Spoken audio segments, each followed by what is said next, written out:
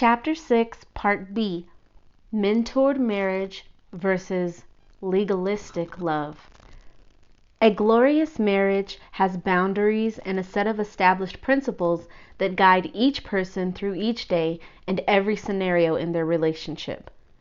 Any successful relationship has set in place determined, agreed upon standards and expectations. The more rules a teacher has in place for her classroom that the students have agreed to be guided by will allow that teacher to regain control when young and excitable students get unruly. You can't break God's laws. You can only break yourself against them. You cannot break the law of gravity. You can only break yourself and your relationships if you choose to ignore principle to give way to your preference. Anarchy in a classroom is not a place conducive to learning or advancement. If we learned of a situation at our kids' school where a particular class they were in was disorderly on a frequent basis, we would do our best to help that teacher regain control and establish a rapport among the students. We want our children to be in an environment favorable to learning and one that fosters growth and motivation to excel. When it comes to our relationships, we think we can learn and grow all the while being motivated to take our relationships to new heights through trial and error. Although error is one way to learn, a student who is willing to trust, listen, and follow while applying formulas and following the rules can grow exponentially in comparison to other students who spend time trying to rewrite the rules, argue the rules, or ignore them altogether. If a teacher wasn't qualified to teach or didn't have a lesson plan, we wouldn't allow our children to be influenced by that person posing as a teacher, because that is not a necessary trial nor error that a student has to experience. It would not be tolerated. Equally, our lack of understanding for the instruction manual on relationships and the principles that have existed since the beginning of time leads us into relations of anarchy where we endure unnecessary trial and error, only to pass along to our children ignorance of life, love, and relationships. We tell them that heartache is normal and necessary to build character, and we allow them to lead a life that undoubtedly leads to more heartache than we ever intended them to have to experience. Where did we lose the culture of Christ and begin struggling with marriage to the extent that divorce is frequent and accepted as a cultural norm? Some may answer that question by referring all the way back to Adam and Eve, and while that is definitely a factor in the story, there is so much more to learn. In recent years, we have had a more tangible answer sweeping the nations. An answer that empowers people to return to the intended experience we were created for. Heavenly marriages right here on earth. Today you have proclaimed the Lord to be your God, and that you will walk in His ways and keep His statutes, His commandments, and His judgments, and that you will obey His voice. Also today the Lord has proclaimed you to be His special people, just as He promised you, that you should keep all His commandments, and that He will set you high above all nations which He has made, in praise, in name, and in honor, and that you may be a holy people to the Lord your God, just as He has spoken. Deuteronomy chapter 26, verses 17 through 19. Prior to and during the first century, the followers of Christ, being dispersed from their homeland and relocated all over the world, lost their culture. The Bible refers to all the countries God's people were dispersed to as the nations. In that relocation, assimilation to the surrounding cultures took place. Through assimilation to the cultures and religions in their midst, their values and guidelines were dismantled and restructured. The legal guidelines that keep any society in functional order should not be uprooted. The governing laws that kept a once prosperous and effective people safe and evolving in their purpose and effectiveness in the earth was diminished in the lives of those who walked away from his statutes, commandments, and his judgments. He gave them into the hands of the nations, so those that hated them ruled over them. Psalms 104:41. In the lives of many, purpose and effectiveness have been completely vanquished for generations of their bloodline. Those whom have lost so much of their identity that their bloodlines suffer from not only generations of divorce, but of addiction, dependency, crime, infidelity, prostitution, abandonment, and an inability to regain the control and power to create a life desirable of living, which, unbeknownst to them, once existed in their bloodline many generations ago. When you build your mounds at every street corner and made your lofty shrines in every public square, you were unlike a prostitute because you scorned payment. You adulterous wife, you prefer strangers to your own husband. All prostitutes receive gifts, but you give gifts to all your lovers, bribing them to come to you from everywhere for your illicit favors. So in your prostitution, you are the opposite of others. No one runs after you for your favors. You are the very opposite, for you give payment and none is given to you. Therefore, you prostitute, hear the word of the Lord. This is what the sovereign Lord says. Because you poured out your lust and exposed your naked body in your promiscuity with your lovers, and because of all your detestable idols, and because you gave them your children's blood, therefore I am going to gather all your lovers, with whom you found pleasure, those you loved as well as those you hated. I will gather them against you from all around, and will strip you in front of them, and they will see you stark naked. I will sentence you to the punishment of women who commit adultery and who shed blood. I will bring on you the blood vengeance of my wrath and jealous anger. Ezekiel chapter 16, verses 31 through 38. In this passage, those that have walked away from God's Torah, teaching and instruction, are compared to a prostitute that doesn't even receive payment for her efforts, but in fact pays her customer, the influences of the world, to enter her home, entertain, lead, guide, and influence her and her descendants, affecting generations for years to come. Her husband in this passage refers to Christ the Messiah and the message of the Torah that he came to help us understand and better apply to our lives. Strangers are any influences guiding and teaching a message opposite of the message Yeshua died on the cross to give us access to. If we humble ourselves to seek out mentors for our marriages that will teach us the principles that bring our marriages into a peaceful and positive state, we will soon learn that mentorship is a much better route than learning by mistakes. A mentor guides a person through a situation so that a person does not have to experience the same pain and consequences that the mentor has already experienced.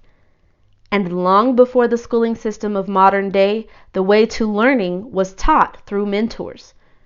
Students work side by side with their mentor as apprentices of a skilled trade. As Christians, we believe that Christ, being the quote-unquote end of the law, has completely nullified the instructions that were given to us by God through Moses at Mount Sinai.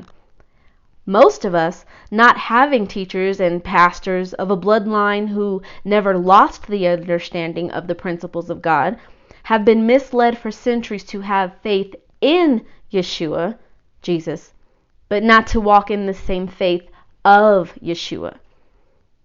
We have been walking in half-truth, and the results are devastating. A half-truth is the most effective and deceptive form of a lie. Jesus himself did not refer to himself as a Christian. The people of neither the culture he was born into nor his followers were called Christians until they came to a pagan city where they were mocked for teaching the ways of God. Jesus, Yeshua, was a Jewish man, a Hebrew from the tribe of Judah. And when he had found him, he brought him to Antioch. So it was that for a whole year they assembled with the church and taught a great many people, and the disciples were first called Christians in Antioch. Acts chapter 11, verse 26. Marriages struggle because the strength of the Christ we follow lies within his gospel, the good news of the kingdom, which is the teachings of his culture on how to live. The Torah, which the church teaches is an unloving and rigid religious choice of lifestyle. Trying to succeed in love without the inventor of love and the instructions he literally embodies, we walk in a legalistic spirit. A spirit that has come over our generations and has led us to believe that the commandments of God are legalistic and burdensome. If God is love, and he is one with his Son, and in John 1:1 the Bible says that Jesus is the Word, Torah, then the commandments of God are love. The love we attempt to have with our Savior, devoid of the very thing he describes as his best expression of love towards us, leaves us in a legalistic love, feeling chained and weighed down, perpetually trying to gain access to the freedom and liberty we know we have been promised. Our earthly marriages too often reflect this so-called love that more honestly reflects the burdensome weight of legalism. In the beginning was the Word, and the Word was with God, and the Word was God. He was in the beginning with God.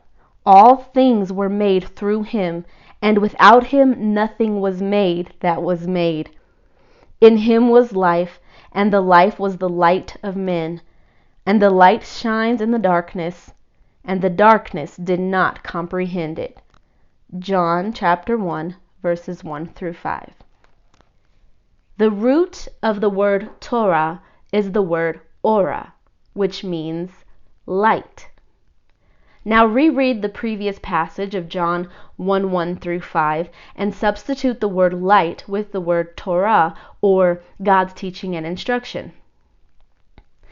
And the darkness did not comprehend the Torah, and the darkness did not comprehend the teaching and instruction of God. And the darkness did not comprehend the government of the kingdom of heaven. And the darkness does not comprehend God's constitutional governing law. In darkness, marriages struggle to survive. In darkness, which is also ignorance of light and truth, marriages die. Unfounded arguments. There is nothing more frustrating than having a disagreement with your spouse when they are not even arguing the same point you are. For many possible reasons, a person who is arguing can, to your frustration, dispute a point from a position so far-fetched from the stance you are taking that you know the argument will resurface again and again until you both can see things from each other's perspective. We have practiced bad habits in the way we argue long before we got married. Like everything else, the way we argue and the reasons we feel a need to argue begin in our childhood. Stop arguing just to argue. In immature relationships, too much energy is wasted on arguing. Time and energy should be spent on discussion over the things we are passionate about and the things we disagree on that need resolution in order for our relationship to be better. After my husband and I made an agreement to stop arguing and start discussing, we were able to skip a few grades in the school of marriage and enjoy the challenges and perks of our relationship so much more. You do not have to agree on everything in order to have a great marriage, and you don't have to be right all of the time. Realizing that you may be right, but that you don't have to prove it or argue the point, is the most empowering realization that can move an immature relationship into a mature state. It's better to agree with your spouse or let them be right than to feel so burdened to convince them that you are the one who is right. It is amazing how many small issues work out if you let go of your inclination to fight to be right. Let it go. It takes maturity, mental focus, and self-control to discuss something that you disagree about without having an emotional episode. The benefit of training yourself to have discussions instead of arguments will allow you to learn more about yourself and your partner and gain the necessary information you need to grow your relationship. When you allow the other person to speak without interruption, with the desire to hear their views, their hurts, their disappointments, and expectations, we can respond in kind. We can respond to the concerns of our spouse from a non-defensive, objective, and validating standpoint. Validating your spouse does not have to mean that you agree. Validating is a tool used to communicate that you are listening and understand what they are saying and how they feel. Empathic listening is a key principle to evolving relationships into the next grade of maturity. After continued practice in using the tool of validation through discussions instead of arguments, you will break down walls around your spouse that cause them to feel like they are talking to a brick wall when they communicate with you. And likewise, your own walls will begin to come down. If your conversation is heated and escalating, take a break. Stop the conversation by asking for time to think about it so you can return to the conversation with maturity and control over your emotions. Remember, treating one another like you are students of one another will open you each up to respecting the viewpoints and information coming from your teacher. A great example of an unnecessary and unfounded argument comes from a lifelong tradition many of us have been indoctrinated with regarding a Bible story and the resulting argument that has spawned from the misunderstandings of the different cultures interpreting the story. Just like our marriages, we may feel a certain way and have certain predispositions based on experiences we have had or traditions we have held. These certain learned behaviors or beliefs that we have never questioned or neutrally discussed with someone who may know more about the story or have a different view could open our eyes to having a greater understanding to what we held on to so tightly as truth. Just because something has been a personal truth unto us does not make it an absolute truth. Beloved, do not believe every spirit, but test the spirits, whether they are of God, because many false prophets have gone out into the world. By this you know the Spirit of God. Every spirit that does not confess that Jesus Christ has come in the flesh is not of God. And this is the spirit of the Antichrist, which you have heard was coming and is now already in the world. You are of God, little children, and have overcame them, because he who is in you is greater than he who is in the world. They are the world. Therefore they speak like the world, and the world hears them. We are of God. He who knows God hears us. He who is not of God does not hear us.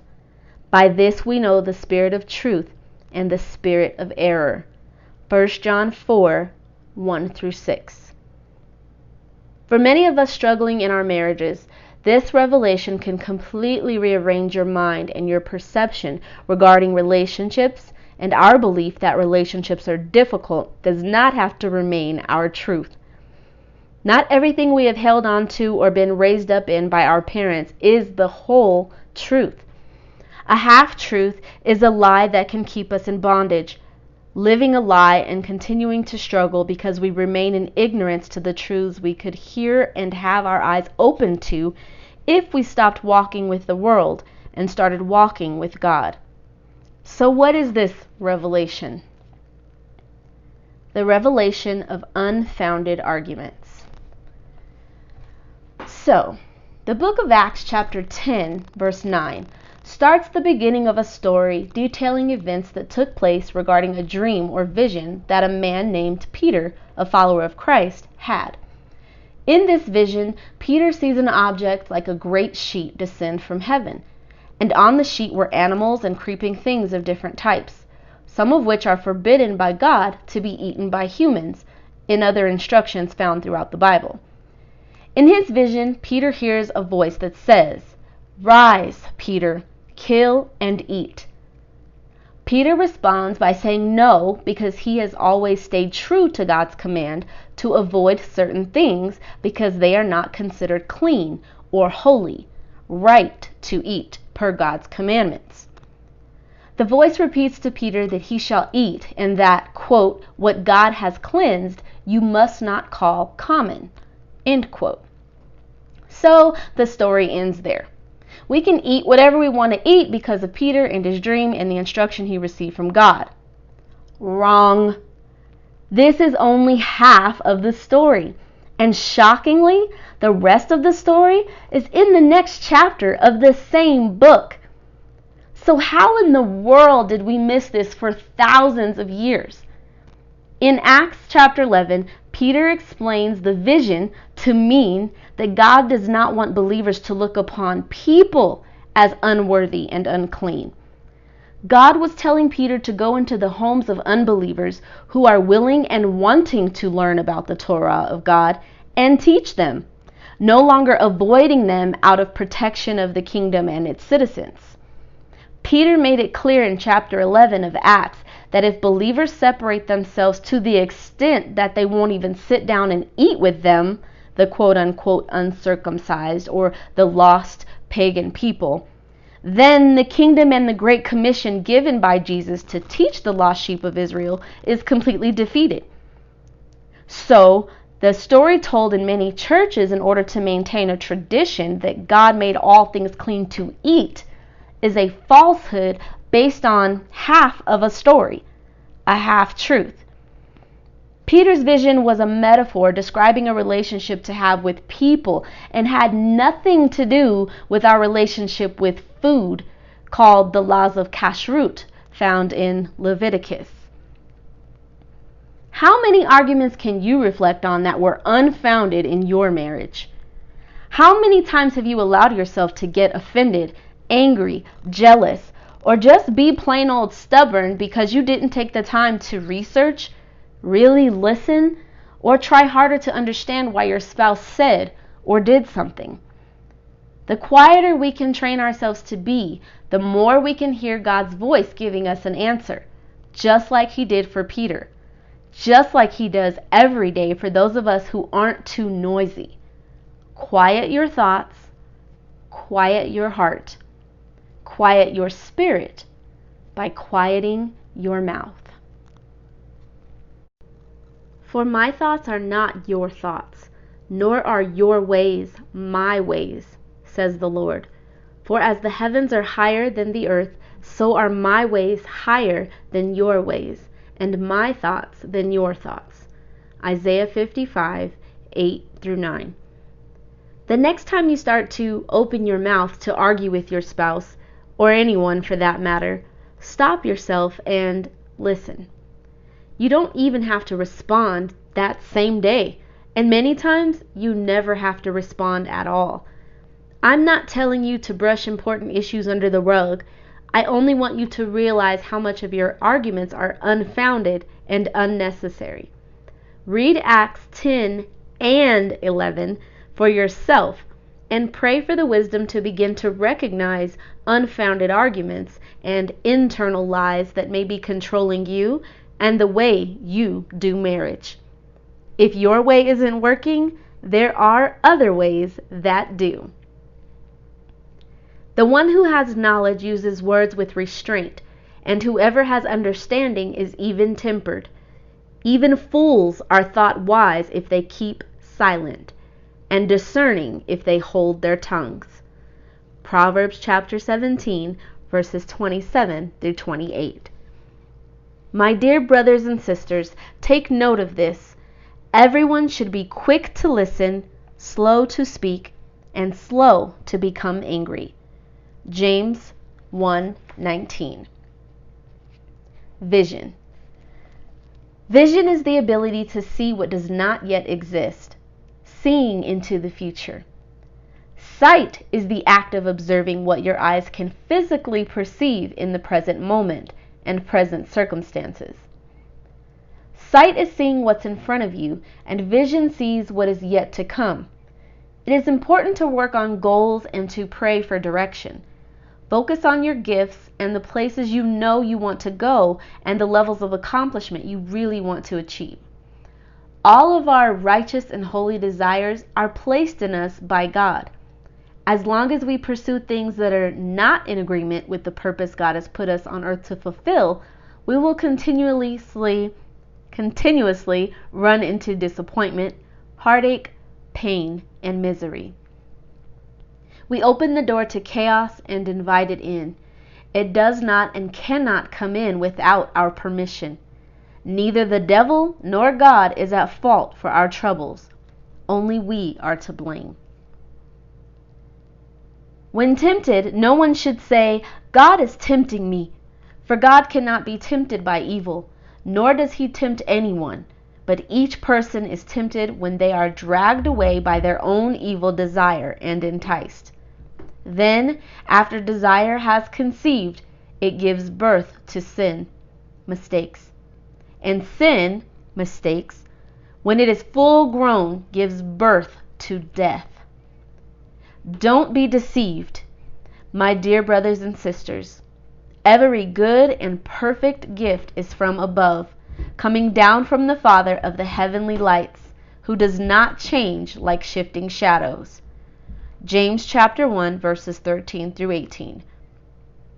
Submit yourselves then to God. Resist the devil and he will flee from you. James 4:7. If you have a vision for your life, first hold it up to Scripture to test the vision, to confirm it is supported by God's great commission that he spoke through Christ to impart to us. When a vision has to do with bringing help, inspiring others, and solving a problem for others, it is a vision that can be supported by God. When a vision has to do with individualism and selfish gain, such as seeking attention, fame, and riches for the purpose of fulfilling only yourself, you can know that that vision is not from God. Those who want to get rich fall into temptation and a trap and into many foolish and harmful desires that plunge people into ruin and destruction. 1 Timothy 6:9. Wealth gained hastily will dwindle, but whoever gathers little by little will increase it. Proverbs 13:11. For all that is in the world, the desires of the flesh and the desires of the eyes and pride in possessions is not from the Father, but is from the world. 1 John 2:16. God does not want us to be poor, having little, struggling to get by, and not enjoying nice things. But all good things will be easily attained when our focus and actions are right by Him. But seek first His kingdom and His righteousness, and all these things will be given to you. Matthew 6:33. If you are married to a person who is obsessed with getting rich or becoming famous as an actor, singer, entertainer, or even as a pastor, allow me to extend my sincere empathy and encouragement. Orphan's heart is when someone is emotionally dependent on others and looks to the accolades of people to find their own value. If the spouse or the parent of the person suffering from a syndrome of orphan's heart can help initiate the needed process of healing so that their husband, wife, or child can begin to recognize their vain pursuits, relationships can be rescued. Being a supplement to the approval and attention they missed out on in their childhood is a great step toward revealing within them the need for change from emotional dependency to becoming interdependent, confident, and focused in the right direction. To the person suffering from an orphan's heart, not recognizing the selfishness and vanity behind these types of pursuits can be very destructive to families. There are pastors who are truly operating in their calling and changing lives. And there are pastors who only seek the stage and the accolades of people in attempts to replenish a lost love and approval from their childhood. You know if you are married to this person, and hopefully you can find the way to withstand through the diverted path until the self-realization and true intentions and heavenly revelation floods them with understanding and refocus. A person who believes their purpose is to become famous can be completely blinded to the opportunities God sends for them to realize their true potential and will put everything on the line, sometimes losing everything in attempts to reach their dream. Some famous people are operating in their calling and only became famous as a result of pursuing and doing well in their craft. And some famous people live in depression and loneliness, completely separated from family and God in order to maintain their faithfulness to the world. If you are a person who feels led to be famous, search your heart and the scriptures for the guidance and instruction God has for you. I pray you gain wisdom to differentiate vain pursuits from righteous ones. Ask yourself, are you truly called to lead the lost sheep, or are you just hungry for followers and the attention they bring? You may even be asking yourself, well, how do I know if I'm being led by someone called by God or someone only chasing the approval of people? That question is answered in many scriptures, but here are a few of my favorites. And they shall teach my people the difference between the holy and the unholy, and cause them to discern between the unclean and the clean. In controversy they shall stand as judges, and judge it according to my judgments, Torah, and shall keep my laws, Torah, and my statutes, and all my appointed meetings, biblical feast days, holidays, and they shall hallow my Sabbaths, seventh day of the week, Saturdays. Ezekiel 44:23-24. Emphasis added. Beware of false prophets who come to you in sheep's clothing, but inwardly they are ravenous wolves. You will know them by their fruits. Do men gather grapes from thorn bushes or figs from thistles? Even so, every good tree bears good fruit, but a bad tree bears bad fruit. Every tree that does not bear good fruit is cut down and thrown into the fire. Therefore, by their fruits you will know them. Matthew 7:28. Not everyone who says to me, Lord, Lord, shall enter the kingdom of heaven, but he who does the will of my Father in heaven. Many will say to me in that day, Lord, Lord, have we not prophesied in your name, cast out demons in your name, and done many wonders in your name? And then I will declare to them, I never knew you. Depart from me, you who practice lawlessness. Life outside of Torah. Matthew 7:21-23. Do you ever feel like your spouse does not know you? Like maybe they never really knew you at all?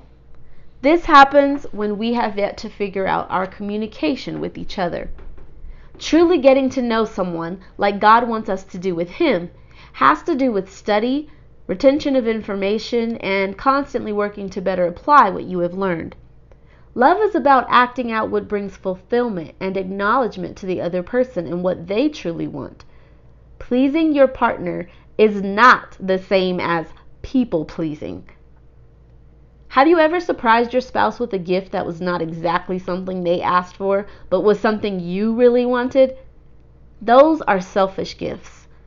If you get pleasure out of gift giving, but the receiver is not fulfilled and they communicate to you that they don't want certain things and have specified what they do want, but you continue to buy them things to please your own desire to give them what you enjoy purchasing, These are selfish gifts, only bringing pleasure to the giver and not to the receiver. People don't actually like surprises. In order for a surprise gift or experience to really be appreciated and fulfilling to the receiver, it has to be a thing or experience they specifically want.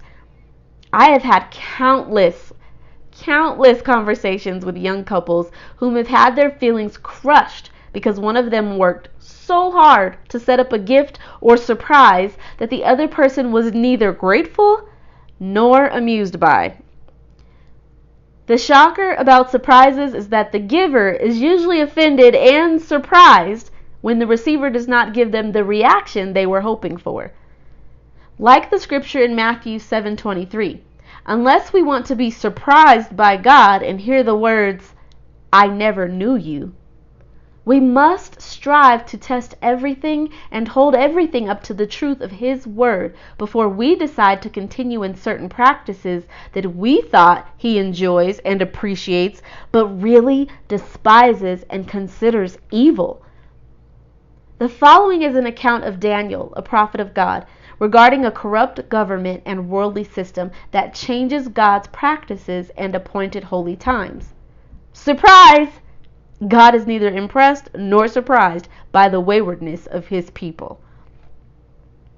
He shall intend to change times, Sabbaths and feasts, and law, God's instructions. Daniel chapter 7, verse 25. So celebrating God in ways He does not approve of and of which He warned us not to be deceived by is another form of selfish, immature, infantile giving. If we expect to experience mature and fulfilling marriages, we have to wean ourselves off the milk knowledge of relationships and learn to indulge in the meat wisdom presented to us by a mature study of the Word of God, through a mature study of the Word of our spouse. For though by this time you ought to be teachers, you need someone to teach you again the first principles of the oracles of God. And you have come to need milk and not solid food. For everyone who partakes only of milk is unskilled in the word of righteousness, for he is a babe. But solid food belongs to those who are of full age, that is, those who by reason of use have their senses exercised to discern both good and evil. Hebrews chapter 5, verses 12 through 14. Selfish gifts keep us disconnected from experiencing heaven on earth in our relationships. Gifting our loved ones with things we feel emotionally charged by, but brings no satisfaction to them, results in detachment and separation. Think of the other person first. What do they want? Ask them, study their words, pay attention, and work to deliver. As you put your husband or wife first, you will be placed in the forefront of their mind to receive that of which you truly desire from them as well. If we see ourselves as a partner of God and His vision, we will find ourselves taking actions that work toward growing His kingdom, showing His love to others, and being a guide to pull others into a better life that is truly worth living. The only way to please your partner is to have an intimate relationship. Intimacy equals into me I see. Know yourself to continuously work at improving so you can be better at pleasing your partner. Into me see equals when your partner looks beyond the surface of your being and connects to who you are on a personal level beyond that of which is exposed to the outside world. An elevated marriage experience begins. Happy spouse, happy house. Growing into a mature marriage, both partners will learn to be pleased with themselves and with each other despite imperfections and drawbacks. And whatever we ask, we receive from Him because we keep His commandments and do those things that are pleasing in His sight. 1 John 3:23. Elective courses. As you previously read, in the very elementary stages of our relationship, I had expressed to my husband my desire to move to California one day. It wasn't received well by him. He had different ambitions that envisioned us staying in our home state of Colorado. As of 2018, for the first time in our 20-plus years together, he acknowledged my efforts of desperation toward having a more constant piece of California in our life beyond our weekend getaways every now and then. We sat in a restaurant on Huntington Beach. It was a beautiful morning, with temperatures warm enough for shorts and tank tops in January. We were there with our son and daughter-in-law in celebration of my birthday. As I looked out over the gorgeous ocean and admired the surfers slipping off into my beloved beach trance, my deep meditation on the waves and my appreciation for the beauty of it all had me totally enveloped. I was so grateful to be there in that moment with my family, enjoying my favorite place. In an experience I could not have imagined being any better, the tide shifted with the Pacific Ocean. Words I had been waiting to hear for 2 decades. A tidal wave of tears overran my cheeks as my husband uttered the words that affirmed my being to its core. This is really nice. We can have a second home here, a vacation home, our own beach house. How did we finally get here? How did something I wanted for so long that my husband had intently avoided finally become a vision we could share together? What changed in him, and what had changed in me? I'd imagine that having read to this point of the book, you have some ideas on what types of changes could have sparked the growth and maturity to bring down the wall of security and defensiveness my husband had formed around the idea of moving to another state. What hobbies, interests, and goals does your spouse have that you could help nurture and inspire? Find ways to be a willing participant in something they enjoy or a plan they have that you have been avoiding. In junior high, there are plenty of opportunities for students to work together on projects and various assignments. The lessons on working with others in school are invaluable if students are able to observe and reflect on the different aspects of coming together on projects to accomplish a task. If we viewed marriage goals as class projects, how could that influence the way we communicate with and support one another? A great class project to come together on is a goal board or vision board. As individuals, we may have different ideas of certain things we want to accomplish, but as a couple, those individual goals don't have to stop the couple from blending goals together and working to push each other forward. Creativity and selflessness and willingness to work together will make room for 2 individuals to blend their dreams together and create workable plans toward achieving goals as individuals and as a couple. There is no doubt that marriages begun in youth may see an easier path with regard to creating a vision together and growing up through the grades and learning and maturing together, while marriages formed later in life have to have a solid understanding and graciousness toward the fact that 2 people have been previously formed and gone through the grades of life, either alone or with a different spouse, and now have to come together to blend their different schools of thought. Past experiences mold us into the people we are today, and if there is one universal past experience I can use to exemplify my next point best, it would be divorcees getting remarried. Either remarrying the same person you may have divorced in the past, or coming together with a different person altogether. The reflections that can be made regarding marriages occurring late in life are impactful. First off, as we've stated before, the worst thing you can do is bring pain from a previous failed relationship into your new one. If you judge your new spouse based on the experiences you had with your former spouse, you are predestined to recreate the failures of your past relationship. Many times, we divorce and place all blame on the other person, neglecting to ever assess what fault we carry and what areas of our own character need improvement. And this is the recipe for your next divorce cake. Home economics class. Divorce cake. Serves 2 people. Ingredients are doubled to share with the kids. 3 cups, it was all their fault. 2 cups, I don't need counseling or anyone in my personal business. 1 cup, the grass is greener on the other side. Half a cup, our differences are irreconcilable. Pinch of salt, dash of regret. If we are going to do better with marriage and teach our future generations to repair the broken views that have led to an epidemic of divorce rates in recent years, since our priorities and the way we view life and marriage have shifted, we have to acknowledge the truth about God's plan and intentions for us and our relationship with relationships. As values have changed, we as a society have placed more value on the capstone marriage over the cornerstone marriage. Divorce rates are at all-time highs, yet our insistence to be a stiff-necked people keeps us venturing down the wrong path. The following is an article from marriagemeaning.org.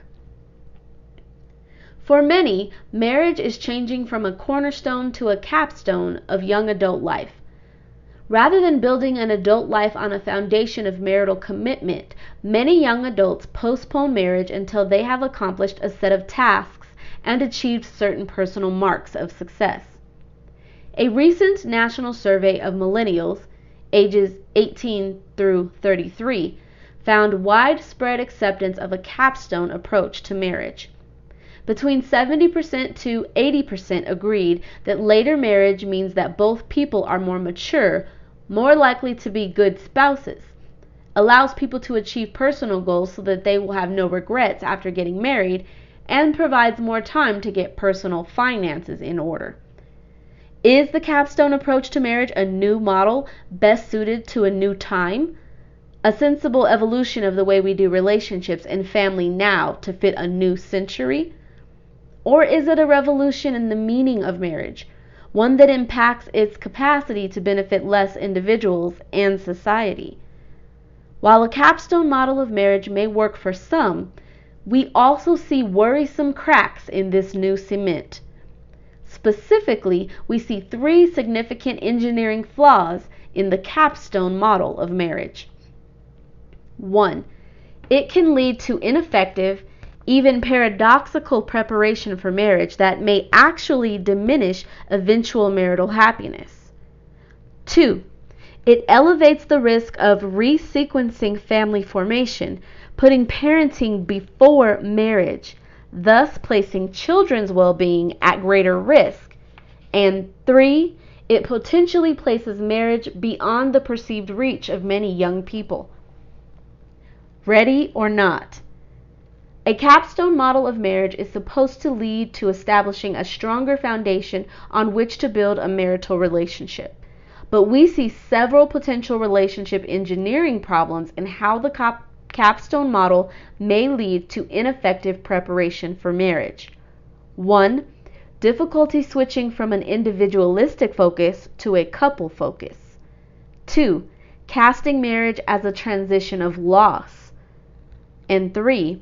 Creating complex romantic relationship histories that teach the wrong lessons.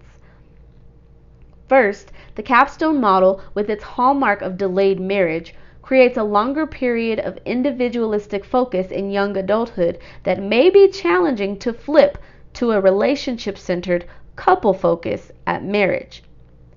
If marriage requires more of a we-dentity than an I-dentity, how straightforward is the transition to marriage, and how easy is it to blend 2 different lifestyles together? Finding the compatible partner to match one's strong lifestyle preferences can be a challenge, like fitting complex jigsaw puzzle pieces together.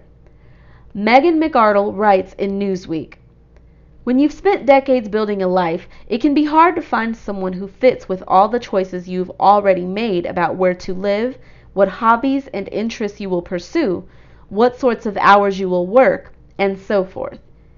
And maybe those more settled selves are averse to the personal remodeling that seems to be an inevitable part of building a functional marriage. Of course, one argument for giving young people more time to focus on themselves is that they will get the typical young adult angst and adventure out of their system so that they are ready for the responsibilities of marriage. Yet, this logic has some rough edges to it too. For one thing, it can make marriage look as much like a transition of loss as a transition of gain. Marriage is the end of youthful fun rather than the beginning of a grand adult adventure. Viewing marriage as a net loss might make divorce seem more like a net gain when couples experience hard times. Moreover, some research suggests that extensive premarital sexual experience, instead of satiating desire for post-marital sexual adventure, is a risk factor for future infidelity. A third potential problem with a capstone approach to marital preparation comes from the relationship history that accumulates over a prolonged period of single adult years. Not surprisingly, a longer period of time before marriage often comes with an eventful history of romantic and sexual relationships. On the one hand, this would seem to present a valuable love lab in which to learn and practice needed intimate relationship skills. But what may seem like a process for gaining valuable relationship experience may be more akin to painting a room than remodeling a home. What is being learned in the series of romantic relationships common to the young adult years that precede marriage is usually not enough to help couples create a strong marriage. Despite its outward similarities of sharing a bed and possibly a residence, full commitment to the future transforms a relationship. A non-full commitment relationship is not much like a full commitment marriage, especially for men. To date, no study has found premarital cohabitation to reduce the risk of divorce.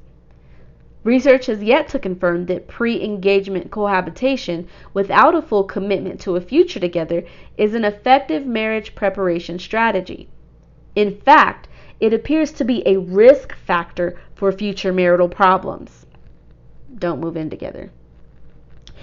We know there is a broad belief in our society that marrying young puts you at high risk for divorce. This isn't one of those obtuse social science statistics that never goes beyond the pages of stuffy academic journals. It has sunk deeply into our cultural knowledge and practice. This belief has fed a widespread reluctance to consider marrying before the late 20s. But this risk comes primarily from those who marry before the age of 21. Not from marriage among 21 to 25-year-olds.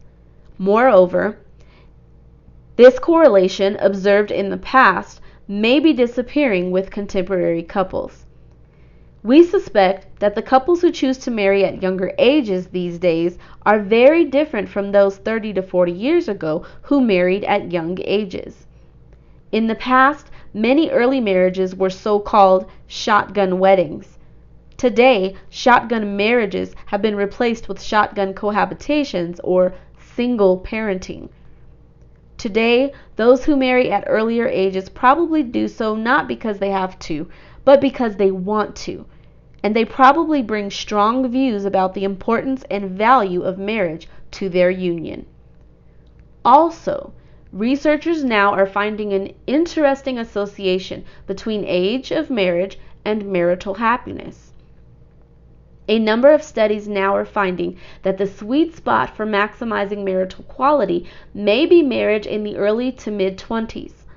Marriages that occur between 22 to 25 are a little happier on average compared to late 20s marriages. Why? Perhaps it is easier to mold two lives together at earlier ages. Or maybe those who marry earlier put more priority on marriage in ways that make it more satisfying. Whatever the reason for this happiness bonus, the popular bias against earlier marriage may be misplaced. Capstones versus Cornerstones, Diverging Blueprints for Modern Marriage. marriagemeaning.org Consequently, it is easier to support your spouse's interests when you start your marriage young and build together.